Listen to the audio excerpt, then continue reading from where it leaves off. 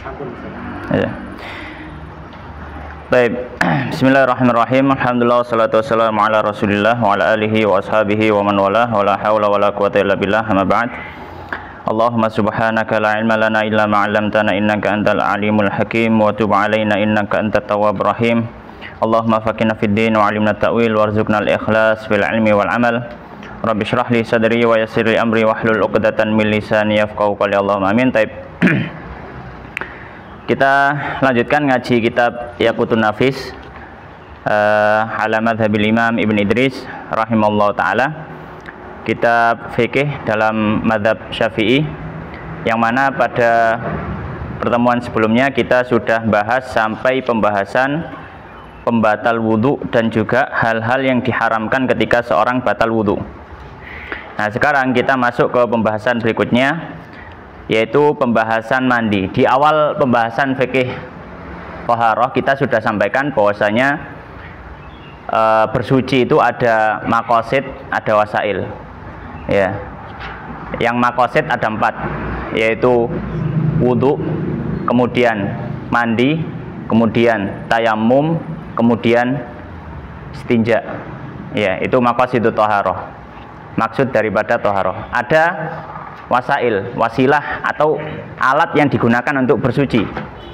Ya, alat yang digunakan untuk bersuci yang pertama adalah air, kemudian yang kedua adalah debu, kemudian yang ketiga adalah dabir, alat untuk menyamak kulit, kemudian yang keempat adalah hajarul istinja, batu yang digunakan untuk istinja atau cebok. Ya. Maka kita sudah selesai membahas dari bentuk bersuci yang pertama, yaitu wudhu. Sekarang kita masuk ke bentuk bersuci yang kedua, yaitu mandi. Perlu kita sampaikan sebelum kita masuk ke pembahasan ini, bahwasanya termasuk ajaran Islam bahwasanya bagi kaum muslimin ada syariat mandi.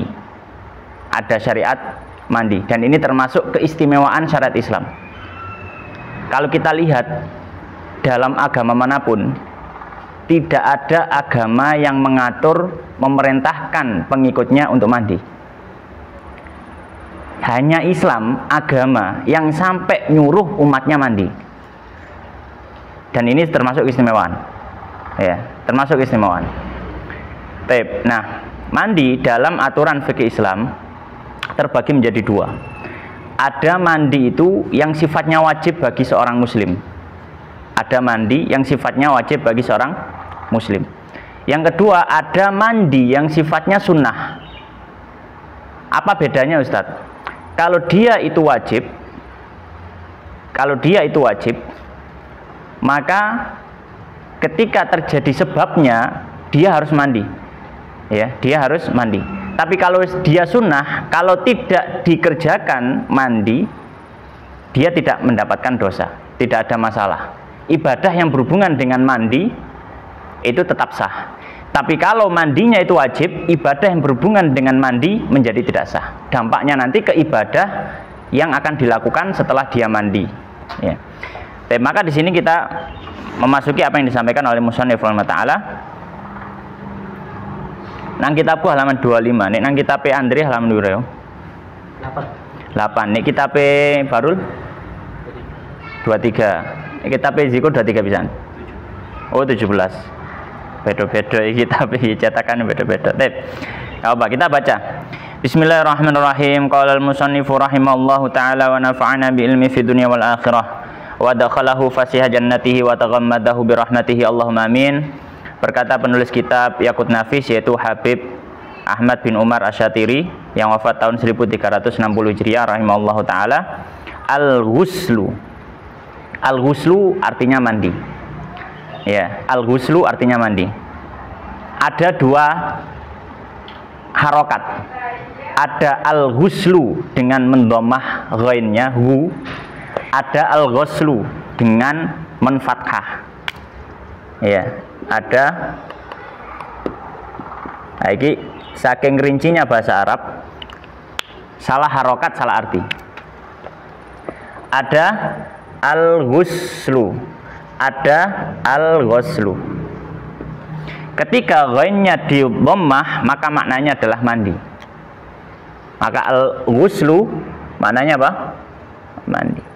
Tapi kalau al-ghuslu maknanya membasuh. Ya. Al-ghuslu maknanya membasuh. Baik. Maka di sini beliau sampaikan dulu pengertian. Beliau mengatakan qala al-ghuslu mandi lughatan secara bahasa Arab. Lughatan secara bahasa Arab artinya apa? As-sailanu, aliran air. Al-ghuslu dalam bahasa Arab artinya as-sailan. As-sailan artinya apa? As-sailan itu artinya aliran air. Ya. Karena dalam mandi orang akan mengalirkan air ke tubuhnya. Wa syar'an dan secara syar'i, maksudnya secara syar'i itu dalam istilah para ahli fikih. Man al-ghuslu itu artinya apa? Sailanul ma', mengalirnya air. Ala jami'il badani, ke atas seluruh, jami' seluruh, al-badani badan. Ya. Mengalirnya air atas seluruh badan. Biniyatin maksusatin dengan niat tertentu. Ya, biniyatin dengan niat maksusatin tertentu. Ya. Maka di sini kita tahu ada 3 hal yang perlu kita pahami dalam mandi. Ya. Sebelah sini mungkin ya. Ya. Ya, mandi dalam bahasa Arab ya. Ya, al-ghuslu maknanya adalah sailanu alma ala jami'i al-badani biniyatin makhsusatin. Ya. Kan di situ terusnya gini ya. As-sailanul ma'i ala jami'i al-badani biniyatin makhsusatin. Maka di sini ada 3 poin yang perlu kita pahami atau kita perhatikan. 1, 2, 3. Yang pertama sailanul ma, mengalirnya air. Maka kalau orang mau mandi diwajibkan harus ada aliran air. Maka di sini harus ada aliran air di tubuh. Maka kalau misalkan kita cuma nyemprot-nyemprot dan cuma apa namanya basah tapi nggak sampai ada air yang drodos apa ya, netes gitu ya, yang mengalir, makanya nggak bisa, nggak dianggap. Tapi kalau misalkan kita pakai semprotan, misalkan mandi, misalkan saking iritnya misalkan nggak ada air, gimana? Kita pakai semprotan, misalkan nang pesawat tahu, pakai semprotan, tapi ada air yang menetes apa, mengalir di tubuh kita, maka ini sudah cukup. Ya, jadi di sini sailanul ma ini harus ada aliran air di tubuh, di badan. Nggak boleh kalau cuma basah saja tapi nggak ada air yang sampai mengalir itu. Yang kedua ala jami'il badan, atas seluruh tubuh.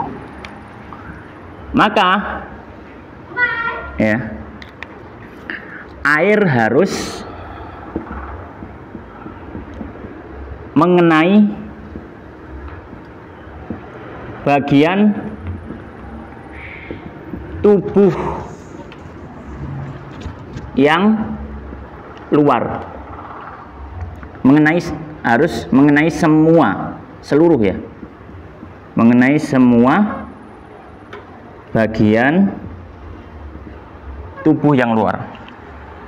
Ya. Maka di sini kalau dalam aturan mandi, ketika misalkan ada ketiak yang tidak terbasuh air, maka tidak dianggap sah. Karena mandi itu apa? Harus ala jami'il badan. Dan dia harus mengenai semua bagian tubuh yang luar. Ketiak ini dianggap luar. Ketiak dianggap luar. Termasuk juga apa namanya? Mohon maaf, misalnya selangkangan. Ini juga masuk bagian luar. Ya. Maka tidak termasuk kalau dia bagian dalam. Apa contohnya? Misalkan bagian dalam rongga mulut, ini bagian dalam. rongga hidung bagian dalam. Maka ini nggak kena air pun nggak ada masalah. Jadi di sini apa? Harus mengenai semua bagian tubuh yang luar. Baik. Kemudian yang ketiga, biniyatin makhsusatin, dengan niat tertentu. Ya, maka di sini harus ada nih niat. Harus ada niat. Maka kalau misalkan dia wudhu, tidak ada niatan untuk menghilangkan hadas besarnya, misalkan dia habis mimpi basah, dia tahu dia mimpi basah, dia sadar, kemudian dia aktivitas sampai lupa kalau dia sudah mimpi basah. Tapi aktivitas hariannya biasanya kalau pagi hari dia mandi. Tapi mandinya ketika dia mandi, dia niatnya ya aktivitas sehari-hari biasa nih, adus biasa. Karena niatan untuk menghilangkan hadas besar, dia mandi begitu saja. Selesai mandi anduan, baru ingat tadi saya mimpi basah. Pas adus, aku gak ono niatan belas untuk apa? Menghilangkan hadas itu. Bagaimana? Apa yang harus dia lakukan? Dia harus mengulangi mandi. Kenapa? Karena ketika dia mandi tadi tidak ada niat untuk menghilangkan hadas besar. Ya. Baik. Ini penjelasan daripada pengertian mandi, al-ghuslu. Sekarang kita masuk ke penyebab. Kita sampaikan tadi bahwasanya mandi dalam aturan fikih Islam itu ada yang sifatnya wajib, ada yang sifatnya sunnah. Nah, sifatnya wajib dan sifatnya sunnah ini muncul ketika ada sebab tertentu. Ada sebab-sebab yang dengan sebab itu mandi jadi wajib, dan ada sebab-sebab yang dengan sebab itu mandi jadi sunnah. Ya. Dan penyebab orang itu harus mandi atau wajib mandi ada 6 yang disampaikan oleh musannif dalam kitab ini. Baik. Zigo wacan go. Mujibatul ghusli. Mujibatul ghusli sittatul. Al-awwalu ilajul hasyafah. Ilajul hasyafah fi lanjutannya. Fil farji ya. Qala musannif rahimahullah taala mujibatul ghusli. Mujibat berasal dari kata aujaba yujibu yang artinya adalah yang mewajibkan. Maksudnya adalah sebab-sebab wajib. Jadi mujibat itu apa? Sebab-sebab wajib. Mujibatul ghusli, sebab-sebab wajibnya mandi. Maka di sini kita sampaikan penyebab mandi wajib. Ya. Maka beliau mengatakan mujibatul ghusli, penyebab mandi wajib sitatun ada 6. Yang pertama ilajul hasyafati fil farji. Ya. Kita sederhanakan bahasanya dengan hubungan suami istri.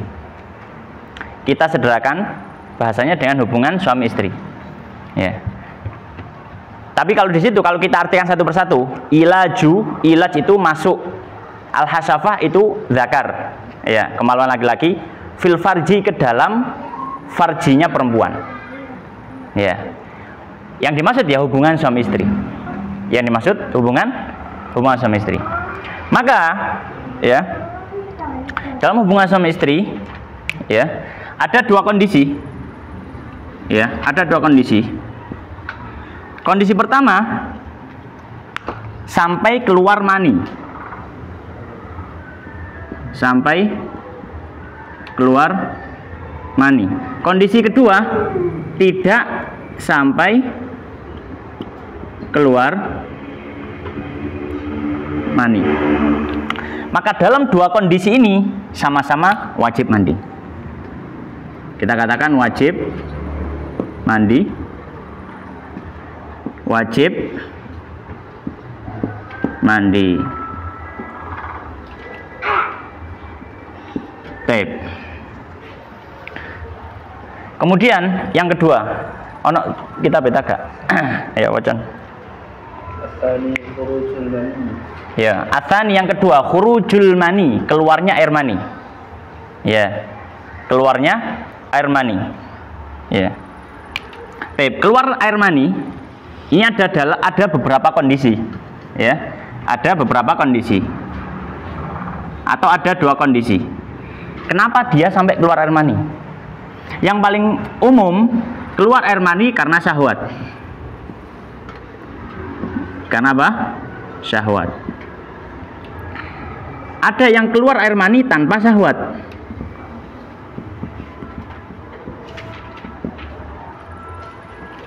Ini keluar air mani tanpa syahwat, penyakit ini. Hati-hati. Ya, yang pertama keluar air mani karena syahwat. Ya, karena syahwat. Dengan apapun caranya, ketika keluar air mani dan dia karena syahwat, otomatis wajib mandi.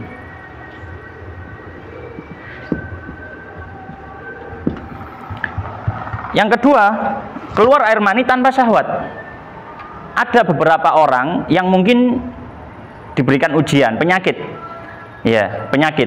Jadi air maninya keluar tanpa ada unsur syahwat. Ya, dan itu penyakit. Itu penyakit. Maka kalau air mani keluar tanpa ada unsur syahwat pun wajib mandi.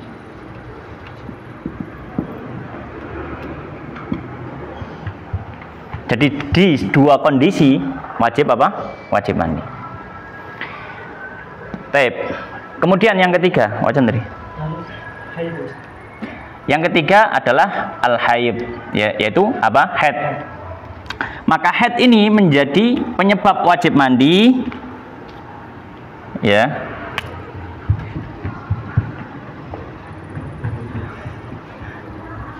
Baik.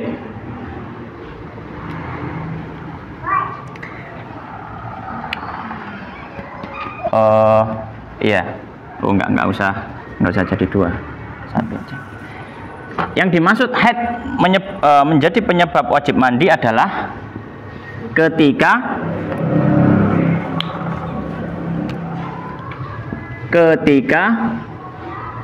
darah sudah tidak ada. Ini yang dimaksud haid menjadi penyebab wajib mandi adalah ketika darah sudah tidak ada. Bagaimana ngecek darah? Ya, yang perempuan tahu ya, dengan ngecek ke dalam farjinya. Kalau misalkan masih ada bercak, nggak bening atau nggak putih, maka ini berarti masih belum bersih. Maka kalau masih belum bersih, belum mandi. Baru mandi ketika apa? Ketika darah sudah tidak ada. Ketika darah sudah tidak ada, mungkin saya tambahi supaya lebih detail, di dalam farji.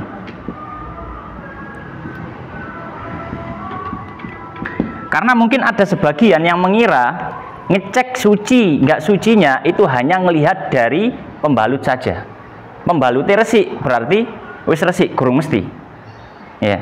Jadi ketika darah sudah tidak ada di dalam farji, maka harus dicek ke dalam farjinya. Nah, ketika sudah bersih seperti ini maka wajib mandi.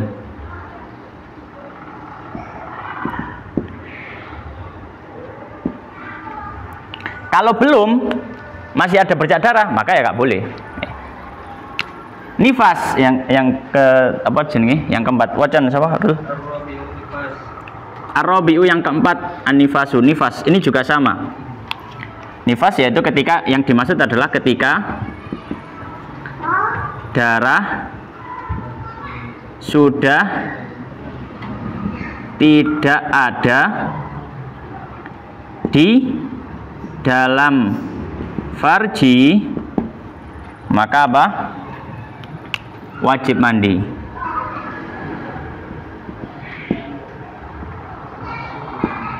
Ya, wajib mandi. Baik. Berikutnya, agen wajan kan. Al-khamisu, apal mana? Al-khamisu, al-wiladah. Yang kelima adalah apa? Al-wiladah. Al-wiladah saya terjemahkan persalinan supaya lebih simpel. Tapi sebenarnya ada perincian yang lebih. Yang dimaksud wiladah ini apa sih? Wiladah dalam pembahasan ini adalah kosongnya rahim dari janin. Kosongnya rahim dari janin. Yang dimaksud wiladah adalah kosongnya rahim dari janin yang sebelumnya ada.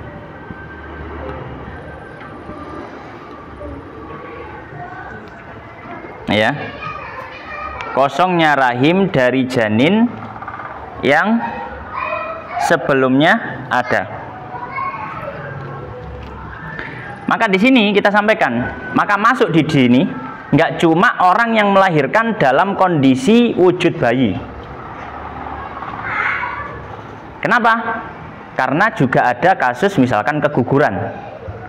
Keguguran itu kan mengeluarkan janin juga, meskipun wujudnya masih belum bayi, wujudnya mungkin masih daging dan seterusnya, tapi dia adalah janin yang sudah pernah ada di dalam rahim. Makanya di sini wiladah ini maksudnya adalah kosongnya rahim dari janin yang sebelumnya ada. Maka di sini ada dua kondisi. Janin yang keluar itu, ya, bentuk bayi, bentuk non bayi. Bentuknya bayi dan ada yang bentuknya non bayi. Nah, kalau misalkan sanksi segumpal daging ya masih belum disebut bayi kan? Dia masih disebut apa? Janin. Maka baik bentuknya bayi atau bentuknya non bayi wajib mandi.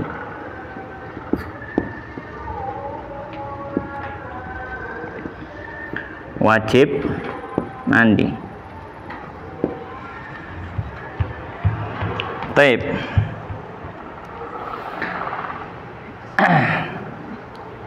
Ada tambahan kasus. Ini terjadi nyata ya di beberapa kasus. Ada orang hamil terus hilang. Apakah dia wajib mandi? Dia hamil ya, terus moro-moro hilang, dan ini terjadi nyata. Baik hari-hari ini dan zaman dulu, sejak zaman dulu juga sudah pernah terjadi. Saya pernah diceritani sama ibu saya, tetangganya dulu yang di Trenggalek sana itu ada yang kayak gitu. Dan bahkan adiknya mbah saya, beliaunya itu apa namanya, buyut saya hamil beliau itu enggak 9 bulan. Jadi beliau bangun tidur, tiba-tiba perutnya sudah buncit dan ada bayi. Akhirnya lahir adiknya mbah saya. Ini beneran nih, jadi bayi kiriman. Jadi bahasanya orang sana bayi kiriman. Ya, corona jente. Sono kiriman. Tapi kasus tadi, kalau misalkan dia apa namanya? Dia ada apa namanya? Ada bayi. Kemudian tiba-tiba bayinya hilang. Hilang begitu saja, nggak ada pendarahan, nggak apa. Maka kita sangkan dia tidak masuk ke dalam persalinan ini. Kenapa? Karena persalinan ini adalah kosongnya rahim dari janin yang sebelumnya ada, dari cara-cara yang diketahui. Maksud diketahui ya mungkin disesar, ya, atau misalkan apa, keluar normal, ya, dan seterusnya. Baik, kemudian yang terakhir, balik siku, apa kok? Al-maut, as-sadisu al-maut. Yang keenam adalah kematian. Yang dimaksud kematian di sini adalah bukan berarti orang yang mati wajib dia mandi sendiri, bukan. Tapi kewajiban di sini kita jelaskan. Kewajiban di sini mengikat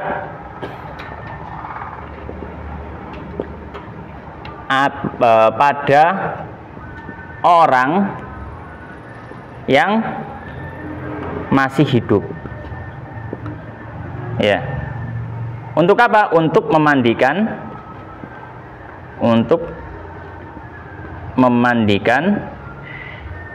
orang yang sudah mati.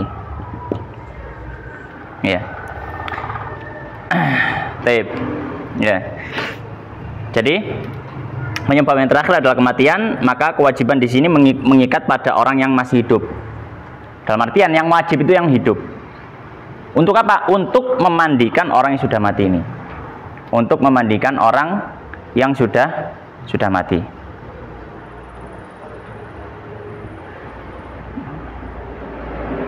Taib. Syarat. Nah, sekarang saya tambahi.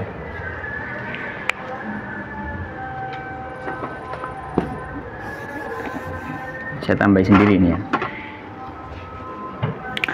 Ada tambahan sekarang.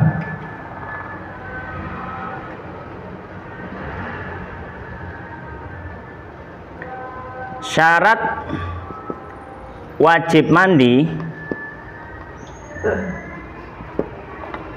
untuk sebab kematian, ya, untuk sebab kematian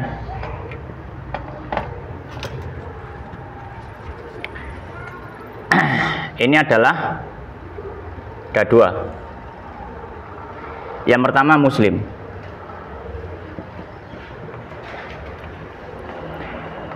Pertama muslim. Yang kedua sudah umur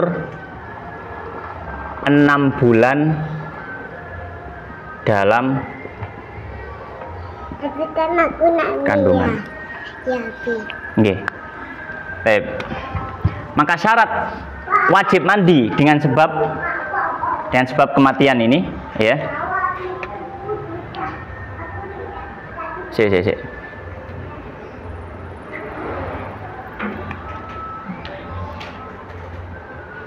Kok rada ragu aku sing iki.